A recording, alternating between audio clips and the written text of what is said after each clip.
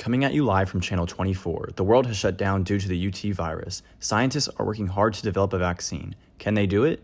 Rahul and Zach, two scientists, are trying to identify the protein in UT virus. In order to determine the protein sequence of the virus, they have two vials, one with the COVID-19 protein and one with the UT virus protein, both marked with their molecular weights.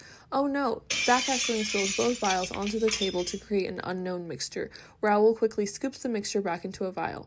How are they going to separate the two proteins? Zach realizes the only solution they have left is using SDS page to separate the two proteins. But how can we separate the UT virus protein and the COVID-19 virus protein when we only know their molecular weights?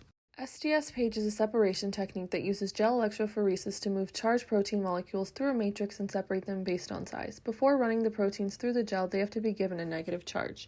A detergent, SDS, is applied to the proteins and causes them to unfold and gain a negative charge. Since the proteins are now prepared, they're run through a gel matrix that has an electric field running through it. An electric field is a region of space around an electrically charged particle or object in which a charged particle would feel force. This ambient field is what pulls our charged proteins through the gel matrix.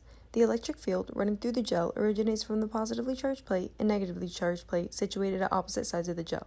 These parallel plate electrodes on the sides of the gel create a uniform electric field that points from the positive plate to the negative plate.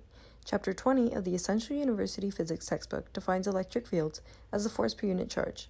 The equation E equals F over Q illustrates this definition, where F is the force applied to a charge, Q is the charge of a given particle, and E is the electric field. This force applied to the proteins in the gel can be seen through the Coulomb's law equation. In this equation, K is Coulomb's constant, Q1 is a protein that is negatively charged, Q2 is a positively charged plate, R is the distance between two charges, and F is the electric force between two charges. Looking at this equation, we can see that the force is directly proportional to the product of the two charges, and inversely proportional to the square of the distance between them. Negatively charged molecules experience a force opposite to the direction of the electric field lines. What this means is that the negatively charged molecules will move towards the positively charged plate and away from the negatively charged plate. As the proteins move through the gel exerts a frictional force on the proteins, which pulls the proteins in the opposite direction. This is a force that increases with increasing molecular size, so each molecule's velocity is set depending on its size and charge.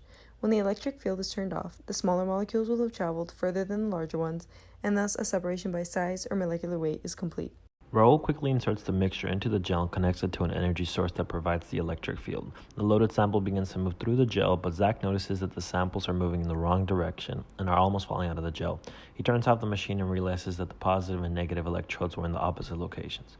After salvaging what they can, Rahul and Zach repeat the experiment and successfully isolate the UT virus from the mixture. Their work then was used to create a vaccine later in the year. Rahul and Zach then win the Nobel Prize, all thanks to their knowledge of SDS page.